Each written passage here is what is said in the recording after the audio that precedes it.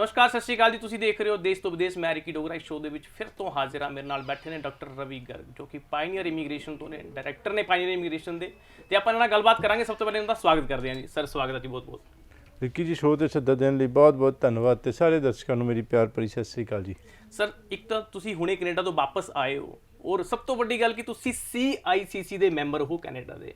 ਮੈਨੂੰ ਲੋਕਾਂ ਨੂੰ ਇਹੀ ਨਹੀਂ ਪਤਾ ਹੈ, ਇੱਕ ਛੋਟੀ ਜਿਹੀ ਇੱਕ ਸਿੰਗਲ ਅਗਰ ਲਾਈਨ ਦੇ ਵਿੱਚ ਆਪਾਂ ਕਿਸੇ ਨੂੰ ਦੱਸਣਾ ਹੋਏ ਤਾਂ ਤੁਸੀਂ ਕੀ ਕਹਿਣਾ ਚਾਹੋਗੇ ਇਸ CICC ਜਿਹੜੀ ਕਮੇਟੀ ਹੈ ਇਹਦੇ ਬਾਰੇ? ਕੈਨੇਡਾ ਗਵਰਨਮੈਂਟ ਦੀ ਜਿਹੜੀ ਮਨਜ਼ੂਰਸ਼ੁਦਾ, ਆਪਾਂ ਨੂੰ ਕਹਿੰਦੇ ਕਿ ਇੱਕ ਕੰਸਲਟੈਂਟ ਜਿਹੜੇ ਹੁੰਦੇ ਨੇ ਮਨਜ਼ੂਰਸ਼ੁਦਾ ਹੁੰਦੇ ਨੇ, ਤੁਸੀਂ ਛੋਟੀ ਜਿਹੀ ਲਾਈਨ ਦੇ ਵਿੱਚ ਦੱਸਣਾ ਚਾਹੋ ਤਾਂ ਕੀ ਸੰਦੇਸ਼ ਹੈ? ਦੇਖੋ, CICC ਦਾ ਮਤਲਬ college of immigration and citizenship consultants.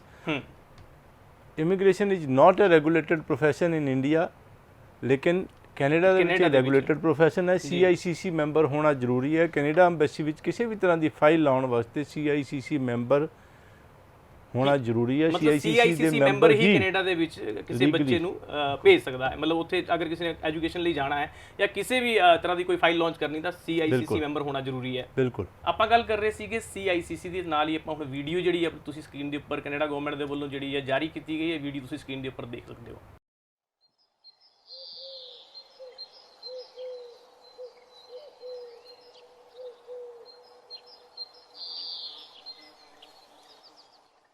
ਤਾਇਆ ਸਤਿ ਸ਼੍ਰੀ ਅਕਾਲ। ਹੋਰ ਚਾਚਾ ਕੀ ਹਾਲ ਚਾਲ ਹੈ? ਕੀ ਗੱਲ ਚਾਚਾ, ਤੁਸੀਂ ਸਾਰੇ ਉਦਾਸ ਬੈਠੇ ਹੋ? ਕੀ ਦੱਸਾਂ, ਤਜਿੰਦਰ ਦਾ ਏਜੰਟ ਪੈਸੇ ਲੈ ਕੇ ਭੱਜ ਗਿਆ। ਪਰ ਤਜਿੰਦਰ ਤਾਂ ਪੜ੍ਹਿਆ ਲਿਖਿਆ ਮੁੰਡਾ ਹੈ, ਉਹ ਤੋਂ ਇਹ ਗਲਤੀ ਕਿੱਦਾਂ ਹੋ ਗਈ? ਸਾਨੂੰ ਕੀ ਪਤਾ ਪੁੱਤ, ਸਾਨੂੰ ਤਾਂ ਕੁਝ ਸਮਝ ਨਹੀਂ ਆ ਰਿਹਾ। ਉਹ ਵੀ ਤਾਂ ਕੱਲ ਦਾ ਕਿਸੇ ਨਾਲ ਗੱਲ ਨਹੀਂ ਕਰ ਰਿਹਾ। ਤੂੰ ਤਜਿੰਦਰ ਨਾਲ ਇੱਕ ਵਾਰੀ ਗੱਲ ਤਾਂ ਕਰਕੇ ਦੇਖ। ਕੋਈ ਨਾ ਚਾਚਾ, ਮੈਂ ਕਰਦਾ ਗੱਲ ਤਜਿੰਦਰ ਨਾਲ। ਠੀਕ ਹੈ ਪੁੱਤ। ਯਾਰ ਤੂੰ ਤੇ ਪੜ੍ਹਿਆ ਲਿਖਿਆ ਸੀ, ਤੂੰ ਕਿੱਦਾਂ ਫਸ ਗਿਆ?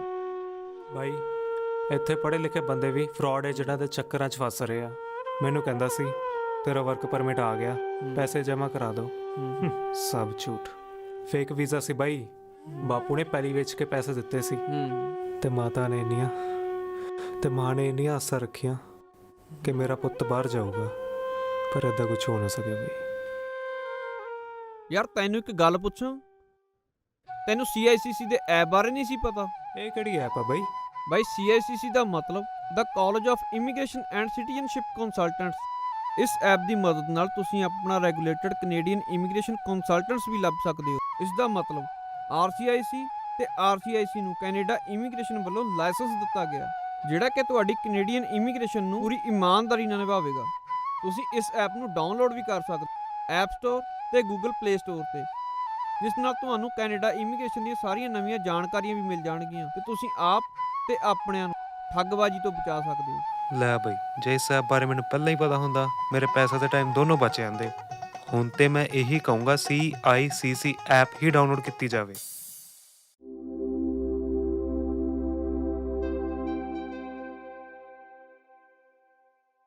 ਜੀ ਬਿਲਕੁਲ, ਤੁਸੀਂ ਜਿਹੜੀ ਵੀਡੀਓ ਦੇਖੀ ਹੈ, ਇਸ ਵੀਡੀਓ ਦੇ ਰਾਹੀਂ ਤੁਹਾਨੂੰ ਕਾਫੀ ਕੁਝ ਜਿਹੜਾ ਜੇ ਪਤਾ ਲੱਗਿਆ ਹੋਣਾ ਕਿ ਕਿਵੇਂ ਜਿਹੜੀ ਅਪਲਾਈ ਕੀਤਾ ਜਾਂਦਾ ਔਰ ਕੀ CICC ਹੈ ਕਿਆ ਚੀਜ਼ ਬੇਸਿਕਲੀ। ਸਰ, ਇੱਥੇ ਹੁਣ ਮੈਂ ਤੁਹਾਨੂੰ ਪੁੱਛਣਾ ਚਾਹਾਂਗਾ ਬੇਸਿਕਲੀ ਕਿ ਕੈਨੇਡਾ ਦੇ ਵਿੱਚ ਜਿਹੜੇ ਬੱਚੇ ਜਾਣਾ ਚਾਹੁੰਦੇ ਨੇ, ਮਾਂ ਪਿਓ ਭੇਜਣਾ ਚਾਹੁੰਦੇ ਨੇ, ਉਹਨਾਂ ਨੂੰ ਜਾਣਾ ਚਾਹੀਦਾ ਜਾਂ ਨਹੀਂ ਜਾਣਾ ਚਾਹੀਦਾ? ਕੀ ਫਿਊਚਰ ਹੈ ਕੈਨੇਡਾ ਦੇ ਵਿੱਚ? ਗੱਲ ਕਰਾਂਗੇ ਆਪਾਂ ਤਾਂ ਬੱਚੇ ਦਾ।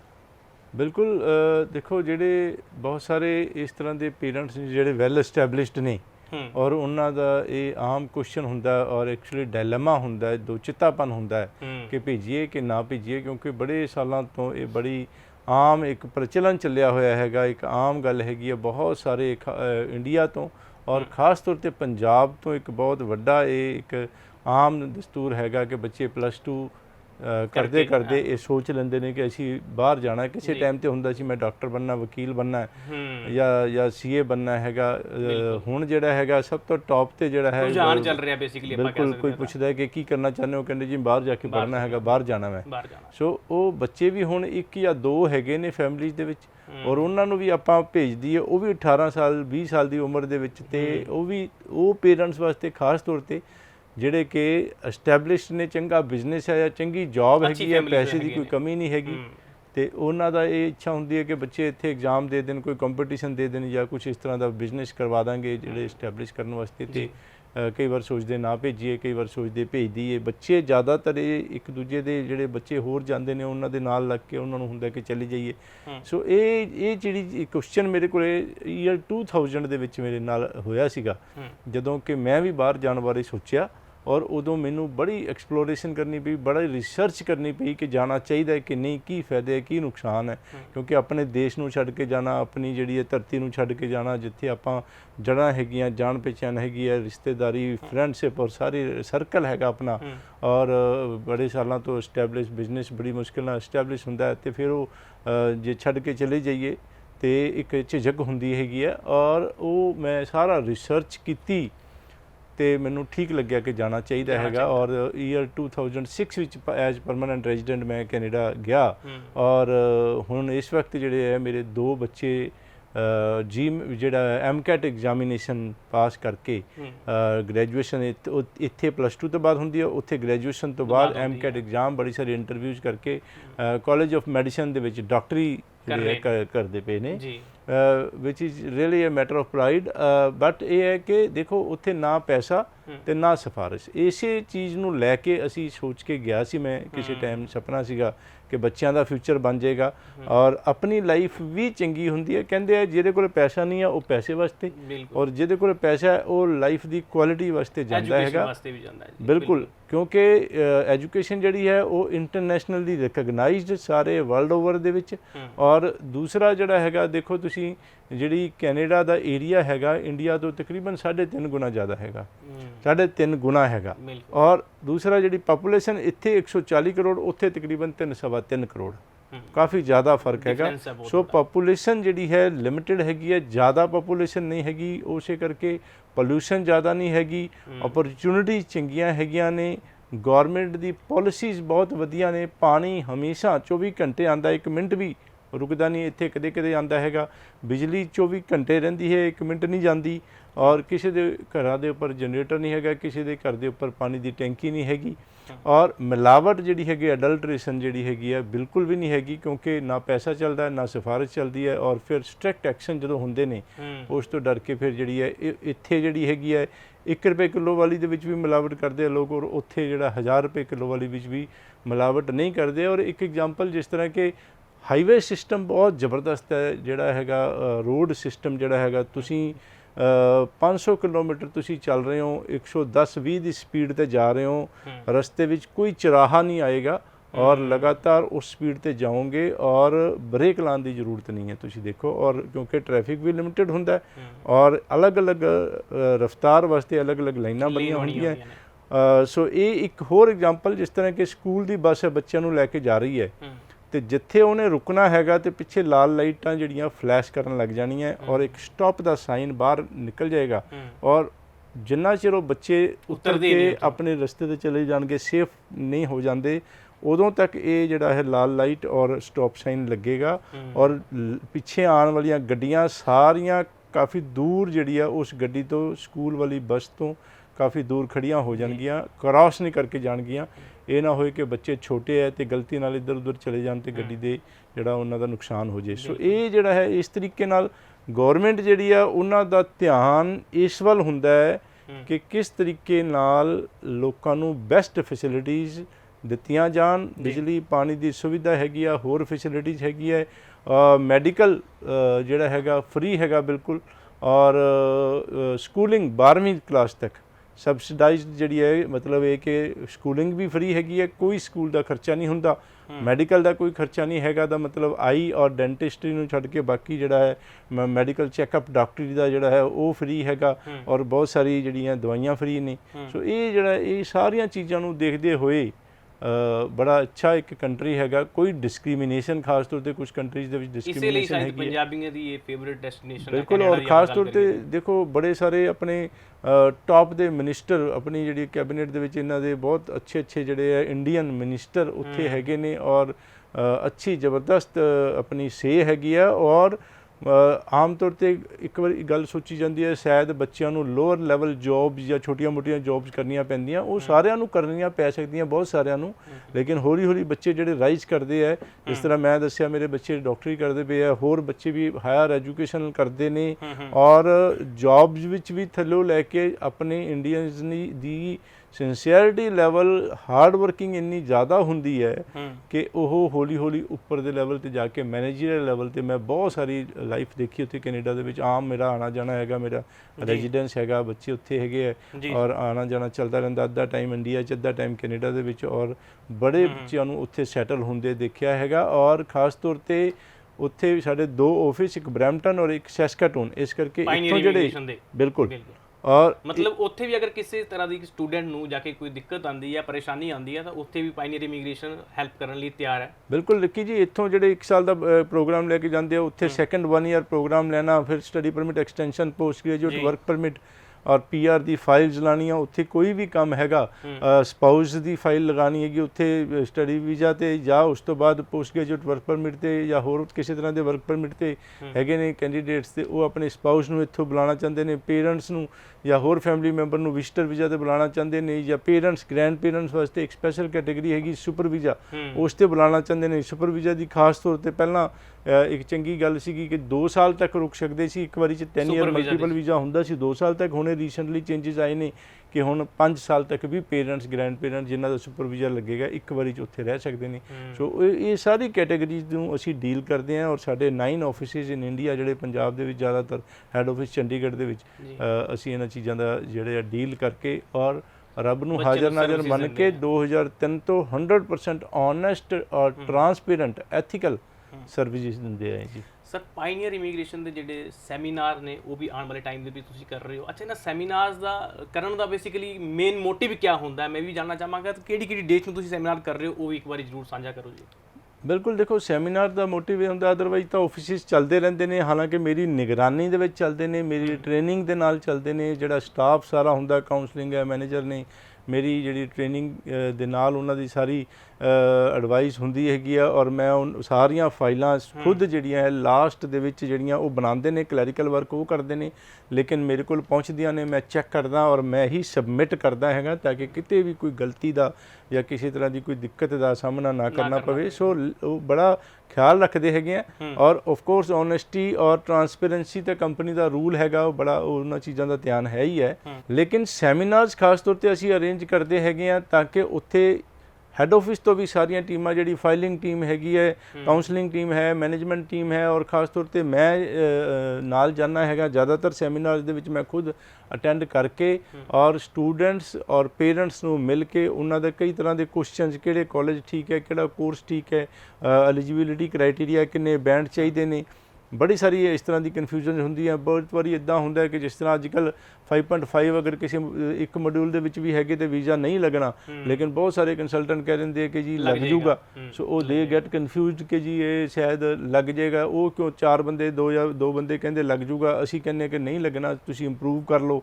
ਸੋ ਉਹ ਰਿਸਕ ਵੀ ਨਹੀਂ ਲੈਣਾ ਚਾਹੁੰਦੇ, ਔਰ ਉਹ ਆਮਨੇ ਸਾਹਮਣੇ ਬੈਠ ਕੇ ਡਿਸਕਸ ਕਰਨਾ ਚਾਹੁੰਦੇ ਨੇ, ਡਾਊਟਸ ਆਪਣੇ ਕਲੀਅਰ ਕਰਨਾ ਚਾਹੁੰਦੇ ਨੇ। ਇਸੇ ਤਰੀਕੇ ਨਾਲ ਕੋਈ ਕੁਛ ਕਹਿੰਦਾ, ਕੋਈ ਕੁਛ ਕਹਿੰਦਾ, ਤੇ ਸਾਰੇ ਜੋ ਹੈ CICC ਮੈਂਬਰ ਵੀ ਨਹੀਂ, ਸਾਰੇ ਐਕਸਪਰਟਸ ਵੀ ਨਹੀਂ, ਸਾਰੇ ਜਿਸ ਤਰ੍ਹਾਂ ਹੁਣ ਅਸੀਂ 2003 ਤੋਂ ਕੰਪਨੀ, ਬਹੁਤ ਲੰਬਾ ਤਜਰਬਾ, ਜ਼ਿਆਦਾਤਰ ਅਸੀਂ ਸਟੱਡੀ ਵੀਜ਼ਾ ਦਾ ਕੰਮ ਕਰਦੇ ਹੈਗੇ ਹਾਂ, ਔਰ ਇੰਨਾ ਜ਼ਿਆਦਾ ਇੰਡੀਆ ਦੇ ਵਿੱਚ ਟੌਪ ਫਿਊ ਦੇ ਵਿੱਚ ਨਾਮ, ਔਰ ਕਿਉਂਕਿ ਸਭ ਤੋਂ ਵੱਡੀ ਗੱਲ ਇਮਾਨਦਾਰੀ ਵਾਲਾ ਨਾਮ ਆਪਾਂ ਕਹਿ ਸਕਦੇ ਹਾਂ ਕਿ ਪਾਇਨੀਅਰ ਇਮੀਗ੍ਰੇਸ਼ਨ ਦਾ ਨਾਮ ਹੀ ਇੱਕ ਇਮਾਨਦਾਰੀ ਵਾਲਾ ਨਾਮ ਹੈ, ਕਿਉਂਕਿ ਇਹਨਾਂ ਨੇ ਸਰਵਿਸਿਜ਼ ਉਹ ਦੇਣੀਆਂ ਨੇ ਉਸੇ ਬੱਚੇ ਨੂੰ, ਇਹਨਾਂ ਦੀ ਫਾਈਲ ਜਿਹੜੀ ਲਗਾਣੀ ਹੈ ਉਸੇ ਬੱਚੇ ਲਗਾਣੀ ਨਾ, ਐਲੀਜੀਬਲ ਹੋਏਗਾ। ਅਗਰ ਕੋਈ ਕਮੀ ਵੀ ਹੁੰਦੀ ਹੈ ਸਾਹਮਣੇ ਦੱਸ ਦਿੱਤਾ ਜਾਂਦਾ ਹੈ ਕਿ ਬਈ 5.5 ਬੈਂਡ ਹੈ, ਤੇਰਾ ਵੀਜ਼ਾ ਦੇ ਚਾਂਸਸ ਜਿਹੜੇ ਨੇ ਘੱਟ ਨੇ, ਤੁਸੀਂ ਆਪਣੇ ਜਾਂ ਤਾਂ ਆਈਲੈਟਸ ਇੰਪਰੂਵ ਕਰ ਲਓ ਜਾਂ ਤਾਂ ਫਿਰ ਕੁਝ ਹੋਰ ਦੇਖ ਲਓ।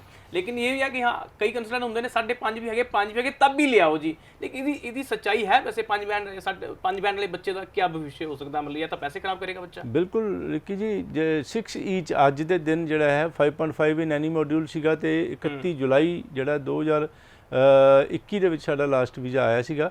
ਉਸ ਤੋਂ ਬਾਅਦ ਤੋਂ ਮੈਂ ਜਦੋਂ ਵੀ ਜਿੰਨੇ ਵੀ live session Facebook page, Instagram ਤੇ YouTube ਤੇ ਮੇਰੇ ਹੁੰਦੇ ਨੇ ਔਰ ਬੜੀ ਸਾਰੀ ਟੀਵੀ ਇੰਟਰਵਿਊਜ਼ ਤੁਹਾਡੇ ਕੋਲ ਹੁੰਦੀਆਂ ਨੇ, ਉਹ ਸਾਰੀ ਅਸੀਂ ਅਪਲੋਡ ਵੀ ਕਰਦੇ ਹਾਂ ਆਪਣੇ ਫੇਸਬੁੱਕ, ਇੰਸਟਾਗ੍ਰਾਮ ਤੇ ਜ਼ਰੂਰ ਦੇਖ ਲਿਆ ਕਰੋ।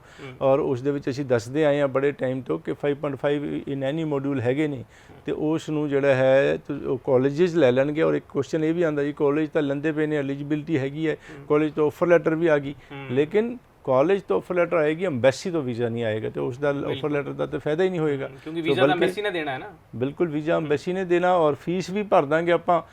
ਸਾਲ ਦੀ ਫੀਸ ਤਕਰੀਬਨ ਕੋਈ 10 ਲੱਖ ਰੁਪਏ ਔਰ 6.5 ਲੱਖ 6.5 ਲੱਖ ਰੁਪਏ GIC ਦੇ $10,000 ਕੈਨੇਡੀਅਨ ਡਾਲਰ, ਔਰ ਅੰਬੈਸੀ ਫੀਸ, ਮੈਡੀਕਲ ਫੀਸ ਔਰ ਸਾਰੀ ਜਿਹੜੀ ਕੰਸਲਟੈਂਟ ਫੀਸ ਦੀ ਵਗੈਰਾ ਮਿਲਾ ਕੇ ਕਾਫੀ ਨੁਕਸਾਨ ਹੋਏਗਾ।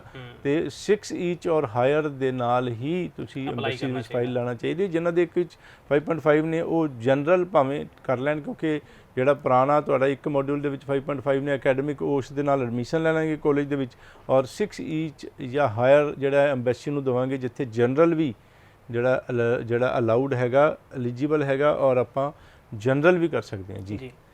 ਤੁਸੀਂ ਨੋਟ ਕਰ ਲਓ ਜੀ, ਜਿਹੜੇ ਸੈਮੀਨਾਰਸ ਹੋਣੇ ਜਾ ਰਹੇ ਨੇ ਪਾਈਨੀਅਰ ਇਮੀਗ੍ਰੇਸ਼ਨ ਦੇ, ਉਹਦੀਆਂ ਡੇਟਾ ਨੋਟ ਕਰ ਲਓ। 22 ਤਰੀਕ ਨੂੰ ਮੋਗਾ ਦੇ ਵਿੱਚ ਸੈਮੀਨਾਰ ਹੈ, 23 ਤਰੀਕ ਨੂੰ ਅੰਮ੍ਰਿਤਸਰ ਦੇ ਵਿੱਚ ਸੈਮੀਨਾਰ ਹੈ, 24 ਨੂੰ ਫਿਰੋਜ਼ਪੁਰ ਦੇ ਵਿੱਚ ਹੈ, 25 ਨੂੰ ਲੁਧਿਆਣਾ, ਤੇ ਉਸ ਤੋਂ ਬਾਅਦ ਜੁਲਾਈ ਚਾਹੁੰਦੇ ਆਪਾਂ ਤਾਂ 6 ਜੁਲਾਈ ਨੂੰ ਜਲੰਧਰ ਦੇ ਵਿੱਚ ਸੈਮੀਨਾਰ ਹੈ, 7 ਨੂੰ ਬਰਨਾਲਾ ਦੇ ਵਿੱਚ ਸੈਮੀਨਾਰ ਹੈ, 8 ਤਰੀਕ ਨੂੰ ਬਠਿੰਡੇ, ਉਸ ਤੋਂ ਬਾਅਦ 10 ਤਰੀਕ ਨੂੰ ਆਉਂਦੇ ਤਾਂ ਚੰਡੀਗੜ੍ਹ ਦੇ ਵਿੱਚ ਹੋਟਲ ਅਰੋਮਾ ਦੇ ਵਿੱਚ ਪਾਈਨੀਅਰ ਇਮੀਗ੍ਰੇਸ਼ਨ ਦਾ ਜਿਹੜਾ ਸੈਮੀਨਾਰ ਹੋਣ ਜਾ ਰਿਹਾ। ਡੇਟਾ ਤੁਸੀਂ ਨੋਟ ਕਰ ਲਈਆਂ ਹੋਣੀਆਂ, ਸਕਰੀਨ ਦੇ ਉੱਪਰ ਵੀ ਫਲੈਸ਼ ਹੋ ਰਹੀਆਂ ਨੇ।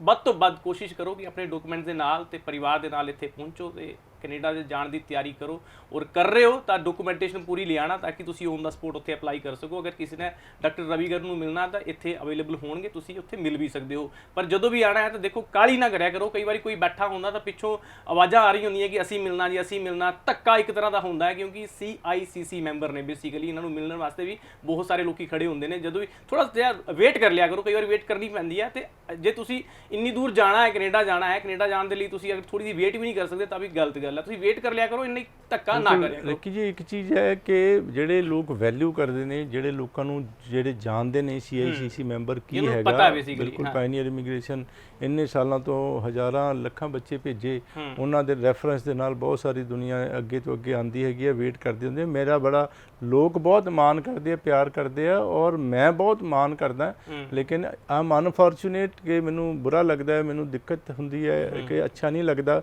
ਕਿ ਮੈਂ ਸਾਰਿਆਂ ਨਾਲ ਭੱਜ ਕੇ ਜੱਫੀ ਨਹੀਂ ਪਾ ਸਕਦਾ। ਸੀਟ ਤੇ ਬੈਠਾ ਹੁੰਦਾ, ਇੱਕ ਨੂੰ ਬੁਲਾਉਣਾ ਪੈਂਦਾ, ਮੈਨੂੰ ਇਹ ਵੀ ਨਹੀਂ ਪਤਾ ਬਾਹਰ ਕੌਣ ਕੌਣ ਬੈਠਾ ਹੈ, ਇੱਕ ਨੂੰ ਬੁਲਾਉਣਾ ਔਰ ਇੱਕ ਦੇ ਮੈਟਰਸ ਨੂੰ ਸੋਲਵ ਕਰਨਾ, ਉਹਨਾਂ ਨੂੰ ਚੰਗੀ ਸਲਾਹ ਦੇਣੀ, ਫਿਊਚਰ ਬਣਾਉਣਾ।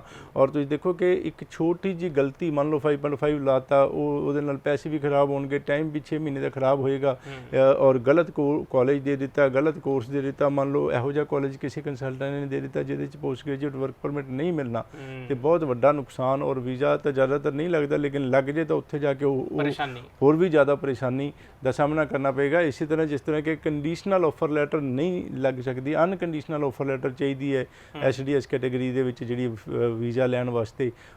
ਹੋਰ ਜਿਹੜੀ ਫੀਸ ਜਿਹੜੀ ਹੈਗੀ ਆਪਣੇ ਅਕਾਊਂਟ ਤੋਂ ਸਿੱਧਾ ਕਾਲਜ ਦੇ ਅਕਾਊਂਟ ਵਿੱਚ, ਔਰ GIC ਦਾ ਅਮਾਊਂਟ ਸਿੱਧਾ ਕੈਨੇਡੀਅਨ ਅਕਾਊਂਟ ਦੇ ਵਿੱਚ ਦੇਖਣਾ ਭੇਜਣਾ ਚਾਹੀਦਾ ਹੈਗਾ। ਇਹ ਸਾਰੇ ਤਰੀਕੇ ਨੇ ਤੁਹਾਨੂੰ ਫਰਾਡ ਪਰੇਸ਼ਾਨੀਆਂ ਤੋਂ ਬਚਾਉਣ ਦੇ। ਛੋਟੇ ਜਿਹੜੇ ਐਕਸਪਰਟਿਜ਼ ਦੇ ਸਟੈਪਸ ਨੇ, ਜਿੱਤੇ ਚੱਲ ਕੇ ਆਪਾਂ ਤੁਸੀਂ ਕੰਪਲਿਕੇਸ਼ਨਸ, ਪ੍ਰੋਬਲਮਸ ਤੋਂ ਤੁਸੀਂ ਬਚਦੇ ਹੈਗੇ ਹੋ, ਔਰ ਉਸ ਦੇ ਵਾਸਤੇ ਔਰ ਪੈਸੇ ਦੀ ਬੜੀ ਬਚਤ ਕਰਾਈ ਦੀ ਹੈਗੀ ਹੈ। ਜਿਸ ਤਰ੍ਹਾਂ ਕਿ ਬਹੁਤ ਸਾਰੇ ਕਾਲਜ, ਲੈਂਪਟਨ ਕਾਲਜ ਹੈਗਾ, ਜਿਸ ਤਰ੍ਹਾਂ ਕਿ ਟੋਰੰਟੋ, ਮਿਸੀਸਾਗਾ, ਸਾਰਨੀਆ ਦੇ ਵਿੱਚ ਕੈਂਪਸ ਹੈਗਾ, CBU ਜਿਹੜਾ ਕਿ ਬ੍ਰਿਟਨ ਯੂਨੀਵਰਸਿਟੀ ਨੋਵਾ ਸਕੋਸ਼ੀਆ ਦੇ ਵਿੱਚ ਹੈਗੀ ਹੈ, KPU ਕੁਆਂਟਲੈਂਡ ਪੋਲੀਟੈਕਨਿਕ ਯੂਨੀਵਰਸਿਟੀ ਜਿਹੜੀ ਹੈਗੀ ਹੈ ਸਰੀ ਦੇ ਵਿੱਚ ਹੈਗੀ ਹੈ, CNC college of New Caledonia ਜਿਹੜਾ Prince George city British Columbia ਦੇ ਵਿੱਚ ਹੈਗਾ, NBCC New Brunswick community college New Brunswick ਵਿੱਚ ਹੈਗਾ। ਇਹ ਥੋੜ੍ਹੇ ਜਿਹੇ ਨਾਂ ਦੱਸੇ ਨੇ ਜਿੱਥੇ ਕਿ ਫੀਸਾਂ ਤਕਰੀਬਨ 2 ਸਾਲ ਦੀ ਫੀਸ ਜਿਹੜੀ ਕਿ 20 ਲੱਖ ਹੁੰਦੀ ਬਾਕੀ ਕਾਲਜਾਂ ਦੀ, ਇਹਨਾਂ ਦੀ 15 ਲੱਖ ਹੈਗੀ ਹੈ। ਤੋ ਇਹ ਪੈਸੇ ਵੀ ਤੁਹਾਨੂੰ ਬਚਾਉਣ ਦੀ ਅਸੀਂ ਕੋਸ਼ਿਸ਼ ਕਰਦੇ ਹਾਂ ਵੀ ਪੈਸੇ ਬਚ ਜਾਣ। ਔਰ ਇਸ ਦੇ ਇਲਾਵਾ ਬਹੁਤ ਸਾਰੇ ਇਹੋ ਜਿਹੀ ਜਗ੍ਹਾ ਨੇ ਜਿੱਥੇ ਪੜ੍ਹ ਕੇ ਬੱਚਿਆਂ ਦੀ PR ਸੌਖੀ ਹੁੰਦੀ ਹੈ। ਇਹੋ ਜਿਹੇ ਬੜੇ ਸਾਰੀਆਂ ਲਾਅ ਨੂੰ ਜਿਹੜੀ ਹੈ ਲਾਅ ਦੇ ਮੁਤਾਬਿਕ, ਕਾਨੂੰਨ ਦੇ ਮੁਤਾਬਿਕ ਔਰ ਪਾਲਿਸੀਜ਼, ਕਾਲਜਿਸ ਦੀ ਜਿਹੜੀ ਨੌਲੇਜ ਜਿਹੜੀ ਅਸੀਂ ਲੈਂਦੇ ਹਾਂ ਉਸ ਦਾ ਫਾਇਦਾ ਤੁਹਾਨੂੰ ਦਿੰਦੇ ਹੈਗੇ ਆ। ਸੋ ਇੰਨੇ ਸਾਰੇ ਬੈਨੀਫਿਟਸ ਵਾਸਤੇ ਭਾਵੇਂ ਟਰੈਵਲ ਕਰਨਾ ਪਵੇ, ਭਾਵੇਂ ਵੇਟ ਕਰਨਾ ਪਵੇ, ਤੇ ਹੌਸਲਾ ਰੱਖ ਕੇ ਤਸੱਲੀ ਨਾਲ ਮਿਲਣਾ ਹੈਗਾ, ਆਰਾਮ ਨਾਲ ਗੱਲਬਾਤ ਕਰਨੀ ਹੈਗੀ ਹੈ। ਵੈਲਕਮ ਜੀ। ਬਿਲਕੁਲ। ਅੱਛਾ ਸਰ, ਬਹੁਤ ਸਾਰੀ ਦਿੱਕਤਾਂ ਦਾ ਸਾਹਮਣਾ ਕਰ ਰਹੇ ਹੁੰਦੇ ਨੇ ਸਟੂਡੈਂਟ, ਕਿਉਂਕਿ ਇਹਨਾਂ ਨੂੰ ਇਹੀ ਨਹੀਂ ਪਤਾ ਹੁੰਦਾ। ਕੁਝ ਕੈਨੇਡਾ ਦੇ ਵਿੱਚ ਜਿਹੜੇ ਕਾਲਜ ਨੇ ਉਹ ਕੁਝ ਬੜੇ ਸਟ੍ਰਿਕਟ ਮੰਨੇ ਜਾਂਦੇ ਨੇ ਕਿ ਸਟ੍ਰਿਕਟ ਕਾਲਜ ਨੇ, ਕੁਝ ਲੀਨੀਅਰ ਨੇ। ਇਹਦੇ ਪਿੱਛੇ ਦੀ ਵੀ ਕੋਈ ਸਟੋਰੀ ਹੈਗੀ ਹੈ ਕਿ ਵਾਕਿਆ ਇਦਾਂ ਹੈਗਾ? ਬਿਲਕੁਲ ਰਿੱਕੀ ਜੀ, ਦੇਖੋ ਉਹ ਤਾਂ ਜਿਸ ਤਰ੍ਹਾਂ ਇੱਥੇ ਵੀ ਆਪਾਂ ਦੇਖਦੇ ਹਾਂ ਕੁਝ ਕਾਲਜ ਦੇ ਵਿੱਚ ਜ਼ਿਆਦਾ ਸਟ੍ਰਿਕਟਨੈਸ ਹੈ ਪੜ੍ਹਾਈ ਦੀ, ਕੁਝ ਵਿੱਚ ਘੱਟ ਸਟ੍ਰਿਕਟਨੈਸ ਹੈਗੀ ਹੈ। ਕੋਰਸਿਸ ਵੀ ਇਸ ਤਰ੍ਹਾਂ ਦੇ ਹੁੰਦੇ ਨੇ, ਕੁਝ ਸੌਖੇ ਨੇ, ਕੁਝ ਡਿਫੀਕਲਟ ਜ਼ਿਆਦਾ ਨੇ।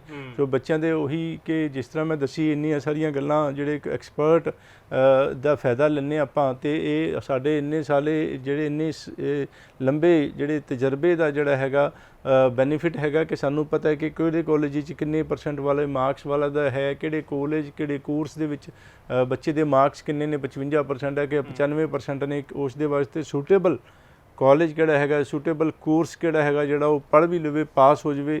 ਸੋ ਇਹ ਸਾਰੀਆਂ ਚੀਜ਼ਾਂ ਦਾ ਡੈਫੀਨੇਟਲੀ ਜਿਹੜਾ ਐਕਸਪੀਰੀਅੰਸ ਦੇ ਨਾਲ ਸਾਨੂੰ ਜਿਹੜੇ ਬੱਚੇ ਅਸੀਂ ਭੇਜਦੇ ਹਾਂ ਉਹਨਾਂ ਦੀ ਫੀਡਬੈਕ ਇੱਥੇ ਵੀ ਇੰਡੀਆ ਦੇ ਵਿੱਚ ਵੀ ਔਰ ਖਾਸ ਤੌਰ 'ਤੇ ਕੈਨੇਡਾ ਦੇ ਵਿੱਚ ਹੋਣ ਕਰਕੇ, ਆਫਿਸਿਸ ਹੋਣ ਕਰਕੇ, ਉੱਥੇ ਬੱਚੇ ਜਿਹੜੇ ਭੇਜਦੇ ਆ ਉਹ ਕੈਨੇਡੀਅਨ ਆਫਿਸਿਸ ਦੇ ਵਿੱਚ ਕੰਟੈਕਟ ਵਿੱਚ ਰਹਿੰਦੇ ਨੇ ਔਰ ਆਪਣੇ ਐਕਸਪੀਰੀਅੰਸਿਸ ਉੱਥੇ ਸ਼ੇਅਰ ਕਰਦੇ ਨੇ ਕਿ ਸਾਨੂੰ ਇੱਥੇ ਆਹ ਤਕਲੀਫ ਆਈ, ਇੱਥੇ ਚੰਗਾ ਰਿਹਾ, ਇੱਥੇ ਮਾੜਾ ਰਿਹਾ, ਔਰ ਉਸ ਦੇ ਮੁਤਾਬਕ ਅਸੀਂ ਖਿਆਲ ਰੱਖਦੇ ਹਾਂ ਸਟੂਡੈਂਟਸ ਦਾ।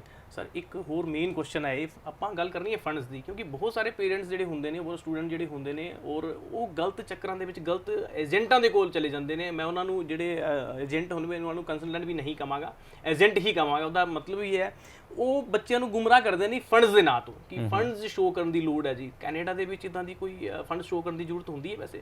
ਰਿੱਕੀ ਜੀ ਇਹ ਇੱਕ ਤਰੀਕਾ ਹੈਗਾ, ਬਾਕੀ ਹੋਰ ਬੜੀ ਲਿਸਟ ਹੈਗੀ ਹੈ ਜਿਹੜੇ ਫਰਾਡ ਔਰ ਠੱਗੀ ਔਰ ਗਲਤ ਕਰਨ ਦੀ, ਜਿਸ ਤਰ੍ਹਾਂ ਪਹਿਲਾਂ ਵੀ ਗੱਲ ਕਰਕੇ ਹਟੇ ਆਪਾਂ। ਲੇਕਿਨ ਇਹ ਡੈਫੀਨੇਟਲੀ ਇੱਕ ਗੱਲ ਹੈਗੀ ਹੈ ਕਿ ਇੱਕ ਬੜਾ ਵੱਡਾ ਇੱਕ ਤਰੀਕਾ ਹੈਗਾ। ਆਮ ਕੰਸਲਟੈਂਟਸ ਬਹੁਤ ਸਾਰੇ ਇਹ ਕਹਿ ਦਿੰਦੇ ਨੇ ਕਿ ਆਸਟ੍ਰੇਲੀਆ, ਨਿਊਜ਼ੀਲੈਂਡ, UK ਬੜੇ ਸਾਰੇ ਕੰਟਰੀਜ਼ ਦੇ ਵਿੱਚ ਫੰਡਸ ਸ਼ੋਅ ਕਰਨੇ ਹੁੰਦੇ ਹੈ 15, 20, 25 ਲੱਖ।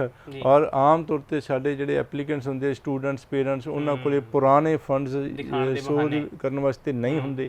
ਔਰ ਫਿਰ ਜਦੋਂ ਉਹਨਾਂ ਨੂੰ ਕਹਿੰਦੇ ਜੀ 25 ਲੱਖ 30 ਲੱਖ ਦਿਖਾਣੇ ਆ, ਉਹ ਕਹਿੰਦੇ ਸਾਡੇ ਕੋਲ ਹੈ ਨਹੀਂ। ਉਹ ਫਿਰ ਇਹ ਕਹਿ ਦਿੰਦੇ ਕਿ ਜੀ ਅਸੀਂ 2 ਲੱਖ ਲਵਾਂਗੇ, ਅਸੀਂ ਤੁਹਾਡੇ ਫੰਡਸ ਸ਼ੋਅ ਕਰ ਦੇਵਾਂਗੇ। ਤੇ ਇਹ ਜਿਹੜਾ ਇੱਕ ਆਮ ਤਰੀਕਾ ਹੈਗਾ ਬਿਲਕੁਲ, ਔਰ ਉਹ ਫਿਰ ਬੱਚੇ ਉਹਨਾਂ ਨੂੰ ਪਤਾ ਨਹੀਂ ਹੁੰਦਾ ਅਤੇ ਉਹ ਫਿਰ ਇਸ ਤਰ੍ਹਾਂ ਖਰਚਾ ਕਰਨ ਨੂੰ ਤਿਆਰ ਹੋ ਜਾਂਦੇ ਨੇ, ਮਜਬੂਰ। ਲੇਕਿਨ ਅੱਛੀ ਗੱਲ ਇਹ ਕਿ ਕੈਨੇਡਾ ਦੇ ਵਿੱਚ ਮਈ 2009 ਤੋਂ SPP ਸ਼ੁਰੂ ਹੋਇਆ ਸੀ, ਜਿਹੜਾ ਕਿ ਬਾਅਦ ਦੇ ਵਿੱਚ ਜਿਹੜਾ ਹੈ ਜੁਲਾਈ 2018 'ਚ SDS ਹੋ ਗਿਆ ਸੀਗਾ। ਹੁਣ SDS ਚੱਲਦਾ ਪਿਆ ਹੈਗਾ ਔਰ ਮਈ 2009 ਤੋਂ ਹੀ SPP ਜਦ ਤੋਂ ਸ਼ੁਰੂ ਹੋਇਆ। ਪੁਰਾਣੇ ਫੰਡਸ ਦੀ ਜ਼ਰੂਰਤ ਨਹੀਂ ਹੈ। ਪਹਿਲਾਂ ਘੱਟ ਫੰਡਸ ਜਿਹੜੇ ਇੱਕ ਸਮੈਸਟਰ ਦੀ ਫੀਸ ਪੇ ਕਰਨੀ ਸੀ, ਹੁਣ SDS ਦੇ ਵਿੱਚ 2 ਸਮੈਸਟਰ ਦੀ ਫੀਸ ਜਿਹੜੀ ਹੈ 1 ਸਾਲ ਦੀ ਪੇ ਕਰਨੀ ਹੈ ਕਾਲਜ ਨੂੰ, ਔਰ $10,000 ਕੈਨੇਡੀਅਨ GIC, ਜਿਹਦਾ ਮਤਲਬ ਗਰੰਟਿਡ ਇਨਵੈਸਟਮੈਂਟ ਸਰਟੀਫਿਕੇਟ, ਜਿਹੜਾ ਕਿ ਆਮ ਭਾਸ਼ਾ ਦੇ ਵਿੱਚ ਜਿਹਨੂੰ ਫਿਕਸਡ ਡਿਪੋਜ਼ਿਟ FD ਕਹਿ ਦਿੰਦੇ ਆ, ਉਹ ਆਪਾਂ ਕੈਨੇਡੀਅਨ ਬੈਂਕ ਦੇ ਵਿੱਚ ਪੈਸੇ ਜਮ੍ਹਾਂ ਕਰਾਣੇ ਆ। ਤਕਰੀਬਨ 1 ਸਾਲ ਦੀ ਫੀਸ 10 ਲੱਖ ਔਰ ਤਕਰੀਬਨ ਕੋਈ 6.5 ਲੱਖ ਰੁਪਏ ਜਿਹੜੇ GIC ਦੇ ਇੰਨੇ ਪੈਸੇ ਆਪਾਂ ਟ੍ਰਾਂਸਫਰ ਕਰਾਣੇ ਆ। ਕਿੱਥੋਂ ਤੁਹਾਡੇ ਅਕਾਊਂਟ ਵਿੱਚ ਆਏ, ਕਿਸ ਨੇ ਤੁਹਾਨੂੰ ਦਿੱਤੇ, ਕਿੰਨੇ ਟਾਈਮ ਤੋਂ ਉਸ ਅਕਾਊਂਟ ਵਿੱਚ ਹੈਗੇ ਹੈ, ਇਹਨਾਂ ਚੀਜ਼ਾਂ ਦਾ ਕੋਈ ਲੈਣਾ ਦੇਣਾ ਨਹੀਂ, ਦਾ ਮਤਲਬ ਕੋਈ ਦੇਖੇਗਾ ਨਹੀਂ। ਸਿਰਫ ਆਪਣੇ ਅਕਾਊਂਟ ਤੋਂ ਟ੍ਰਾਂਸਫਰ ਕਰਨੇ ਆ ਔਰ ਕਾਲਜ ਤੋਂ ਰਸੀਦ ਔਰ GIC ਤੋਂ GIC ਸਰਟੀਫਿਕੇਟ ਜਿਹੜਾ ਹੈ ਸਕੋਸ਼ੀਆ ਬੈਂਕ ਜਾਂ ICIC ਹੋਰ ਵੀ ਬੈਂਕ ਨੇ, ਉਹ ਕੈਨੇਡੀਅਨ ਬੈਂਕ ਤੋਂ GIC ਸਰਟੀਫਿਕੇਟ ਲੈਣਾ ਹੈਗਾ। ਇਹ ਜਿਹੜੀਆਂ ਨੇ ਚੀਜ਼ਾਂ ਆਪਾਂ ਜਿਹੜੀ ਕਾਲਜ ਦੀ ਰਸੀਦ ਔਰ GIC ਸਰਟੀਫਿਕੇਟ ਫਾਈਲ ਦੇ ਵਿੱਚ ਲਗਾਉਣਾ ਹੈਗਾ। ਅੰਬੈਸੀ ਨੂੰ ਫਾਈਲ ਲਗਾਉਣੀ ਹੈਗੀ ਆ, ਹੋਰ ਵੀ ਆਈਲੈਟਸ ਲਗਾਉਣੀ, ਐਜੂਕੇਸ਼ਨ ਦੇ ਡਾਕੂਮੈਂਟਸ ਲਗਾਉਣੇ ਹੈਗੇ ਆ। ਸੋ ਇਹ ਸਾਰਾ ਕੁਝ ਜਿਹੜੇ ਐਪਲੀਕੇਸ਼ਨ ਫਾਰਮਸ ਬਹੁਤ ਸਾਰੇ ਹੈਗੇ ਨੇ ਉਹ ਲਾ ਕੇ ਅੰਬੈਸੀ ਨੂੰ ਵੀਜ਼ਾ ਵਾਸਤੇ ਅਪਲਾਈ ਕਰਨਾ ਹੈਗਾ। ਔਰ ਇਹ ਜਿਹੜਾ ਹੈ ਪੁਰਾਣੇ ਫੰਡਸ ਦੀ ਜ਼ਰੂਰਤ ਨਹੀਂ। ਬਿਲਕੁਲ। ਆਓ ਆਪਾਂ ਇੱਕ ਨਜ਼ਰ ਮਾਰਦੇ ਹਾਂ ਹੁਣ ਜਿਨ੍ਹਾਂ ਬੱਚਿਆਂ ਦੇ ਵੀਜ਼ਾ ਆਏ ਨੇ, ਉਹਨਾਂ ਦੇ ਮਾਪਿਓ ਵੀ ਸਾਡੇ ਨਾਲ ਹੁੰਦੇ ਨੇ ਸ਼ੋਅ ਦੇ ਵਿੱਚ। ਕਈ ਵਾਰੀ ਆਪਾਂ ਕੋਸ਼ਿਸ਼ ਕਰਦੇ ਹਾਂ ਉਹਨੂੰ ਦਿਖਾਉਣ ਦੀ ਕੋਸ਼ਿਸ਼ ਕਰਦੇ ਹਾਂ ਕਿ ਉਹਨਾਂ ਦੇ ਮਾਪਿਓ ਨਾਲ ਵੀ ਗੱਲ ਕਰਾਈਏ। ਆਓ ਨਜ਼ਰ ਮਾਰਦੇ ਹਾਂ ਕਿ ਅੱਜ ਜਿਹੜੇ ਬੱਚੇ ਆਪਾਂ ਤੁਹਾਨੂੰ ਮਿਲਾਉਣ ਜਾ ਰਹੇ ਉਹਨਾਂ ਦਾ ਕੀ ਕਹਿਣਾ ਹੈ। My name is Mankaran Singh Pullar. I have completed my 12th last year in 2021 and then afterwards I have passed my IELTS exam with a 7 band score. So in order to get my Canada visa, my friend suggested me to go to Pioneer Immigration. They really helped me a lot with their consultancy, and within 2-3 months I got my Canada visa. I'm really thankful to Dr. Ravigal and whole Pioneer team for their help, and here is my Canada visa. Thank you. So thank you ਜੀ, ਤੁਸੀਂ ਜਿਹੜਾ ਇੰਨਾ ਕੀਮਤੀ ਸਮਾਂ ਸਾਨੂੰ ਦਿੱਤਾ sir, ਬਹੁਤ ਬਹੁਤ ਧੰਨਵਾਦ। ਸਤਿ ਸ਼੍ਰੀ ਅਕਾਲ।